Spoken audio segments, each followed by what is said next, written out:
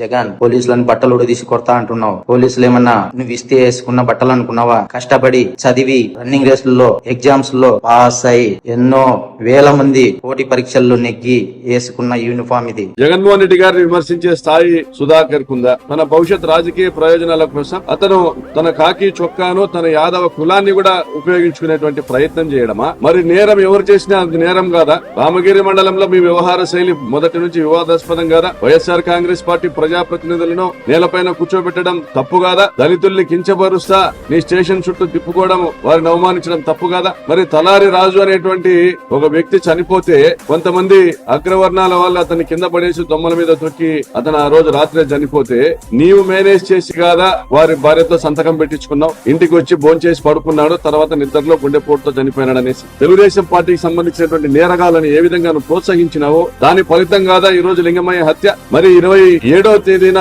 ఎన్నిక ఉంది, 26వ తేదీన అనెక్సర్ 1 అనెక్సర్ 2 సబ్మిట్ చేయడానికి మా విప్ అడ్వకేట్ మాజీ పీపీ గురువ నాగిరెడ్డి మా విప్ వచ్చి అనెక్సర్ 1 అనెక్సర్ 2 సబ్మిట్ చేయడానికి వస్తే వారిపైన దాడి చేసినప్పుడు నీవు కాదా వారి వాహనంలో ఒక కొడవలిని చేర్చింది, అన్యాయంగా అక్రమ కేసులు వారిపైన బనాయించింది? ఒక ఎలక్షన్ ప్రెమిసెస్ లేకి పరిటాల సునీత సొంత గ్రామానికి సంబంధించినటువంటి ఒక ఎస్సీ వ్యక్తికి ఏమి పని ఉంటుంది? ఆ రోజు పూర్తిగా వీడియో కెమెరాలు ఉన్నాయి, చుట్టూ పోలీస్ బందోబస్తు ఉంది. ఎలక్షన్ ప్రెమిసెస్ అయినటువంటి మండల కార్యాలయం యొక్క కాంపౌండ్ లో జరిగినటువంటి దాడికి మరి వెంకటాపురం గ్రామానికి సంబంధించినటువంటి ఒక దళిత వ్యక్తికి ఏం సంబంధం ఉంటుంది? అతనితో మీరు సునీత కలిసి కుట్ర చేసి కంప్లైంట్ తీసుకుని దాడికి గురి కాబడిన వాళ్ళపైన మీరు మళ్ళీ కేసు పెట్టడం, ఎస్సీ యాక్ట్ పెట్టడం, 307 పెట్టడం, ఆర్మ్స్ యాక్ట్ పెట్టడం, నాన్ బెయిలబుల్ సెక్షన్స్ పెట్టడం. భారతీయ ఒక ఎంపీటీసీని బెదిరించి పరిటాల సునీత శ్రీరామ్ తో వీడియో కాల్ మాట్లాడించింది నిజం కాదా? ఇతరు యాదవులు ఎంపీటీసీలు ఉండగా వాళ్ళను కులం పేరుతో నువ్వు ప్రలోభానికి గురి చేసేటువంటి ప్రయత్నం చేయడం వాస్తవం కాదా? ఇవన్నీ నీ కాకి చొక్కా నేర్పించాయా? ఇటువంటి